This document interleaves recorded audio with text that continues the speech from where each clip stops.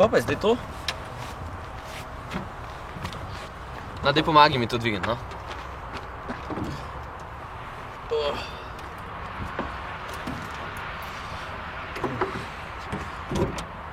Še dober, da imam šrafen cigar pa kladiv s sabo, da bom jaz tole vse popravil zdaj. Aja, se ti zdi, da boš?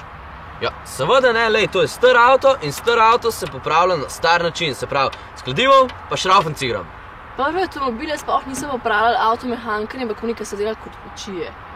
Ja, lej, čakaj, jaz se na to spoznam in vem, da je treba pokvarjen avto najprej poklepati, pol pokitati in na koncu ga še pošmirgaš. Jaz tebe ne bom več šmirglala, če ne boš poklical enega avtomehanika tako zdajle. A veš kaj ne, tudi grof kot Deli je sam popravljal svoje avtomobile. Kaj ima pa grof kot Deli zdaj s tem? On je imel en izmed prvih avtomobilov v Ljubljani, ne? Lej, Luka, če ne boš ti, bom pa jaz. Bom poklicala svojega strica, ki je bil včasih avtomehanik.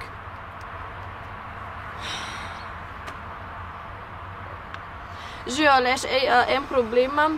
Jaz sem s kolegom obstala na eni cesti v starem avtu in ga ne znava sama popraviti. Aha, super. To bi bilo odlično. Ok, hvala, čau.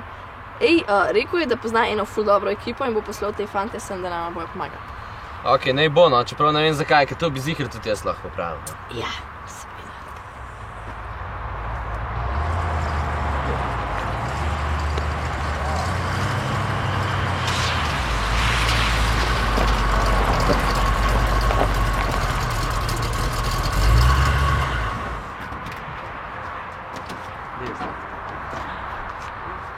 Dobar dan. Dobar dan.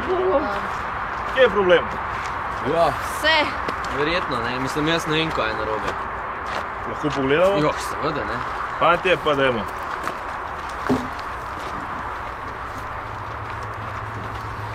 Kaj je kar obstoval, kaj? Pa se pa zgodaj. Ja, vozila so se in pol je kar naenkrat crknil, pa se ni hotel več premakniti. Jo, lepo.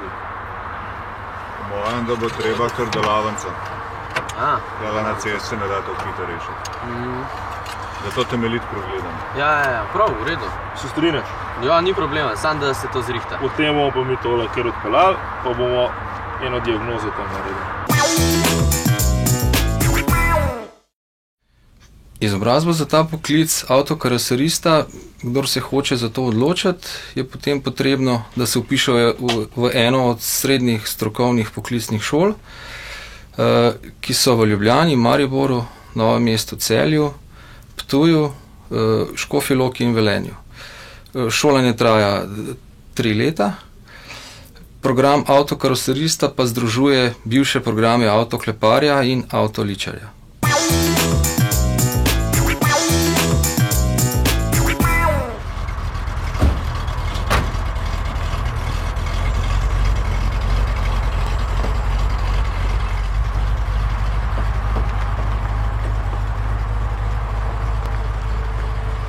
Nahajamo se trenutno v kleparski delavnici.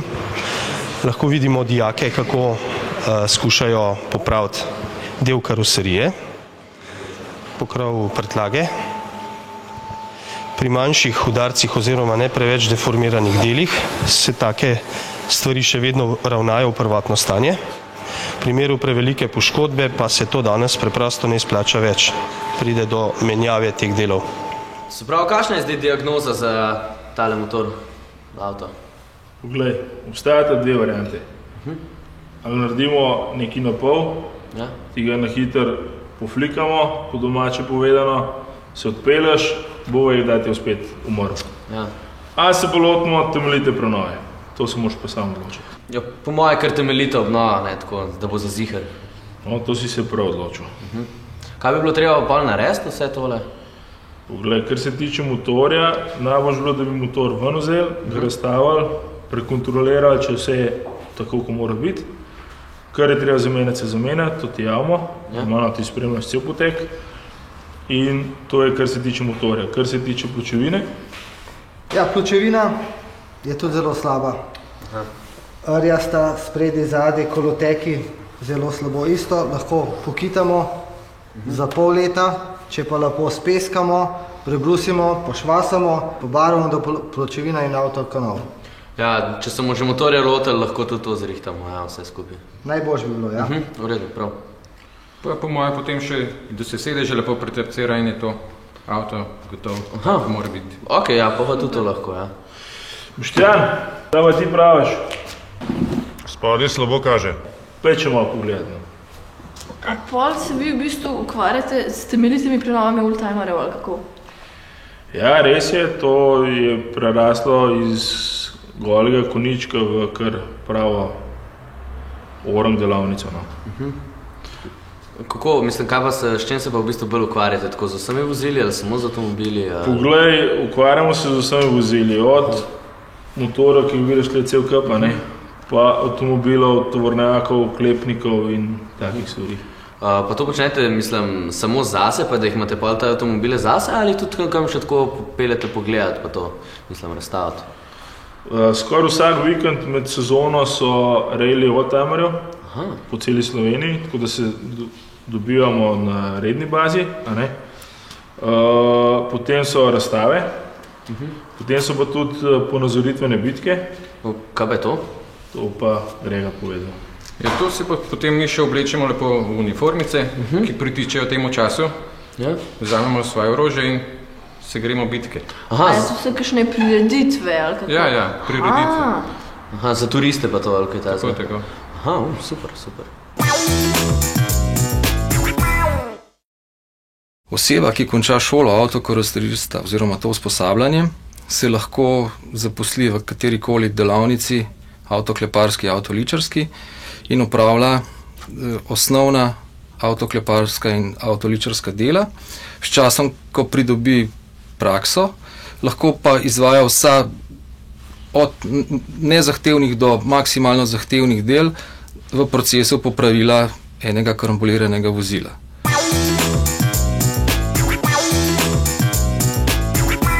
Karoserija modernega vozila se razlikuje od nekdanje karoserije, ki je res bila šasija oziroma okvir, na katero smo imeli pritrjeno osnovno celico. Danes je ta karoserija samonosna, z veliko varnostnimi elementi, z mečkljivimi conami, katere prevzamejo deformacijsko silo pri udarcu. K temu pripomore v precejšnji meri še vetrobransko steklo in ostala stekla, ki so zalepljena na vozilo in pomagajo vzdržati nosilne elemente. Karoserija, ki jo vidimo tu, je en model najmodernejšega vozila, brez zunanjih lupin, vrat, dodatkov in kot taka se res zelo razlikuje od karoserij izpred 10-15 let.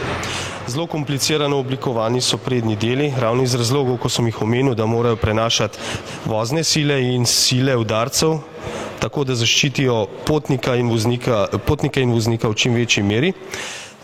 In te karoserije se pogosto ne da več varno v prvotno stanje popravljati. Čim je poškodba nekoliko večja, karoserije vozila se ne popravlja, ampak se ga izloči iz prometa. Manjše poškodbe pa se še vedno lepo popravlja, predvsem lepotne in estetske, in poškodbe, kjer vozni ustroj, kolesa in podvozje ni preveč zamaknjeno. V takem primeru se ga pritrdi na ravnalno mizo, tako kot vidimo tukaj, in se karoserijo oziroma elemente, ki so deformirani, skuša postaviti v prvotno stanje.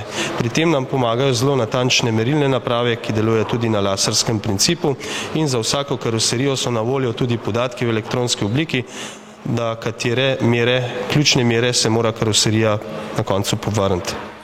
Zadnji ste nas prišli s tem avtom iskati, ne?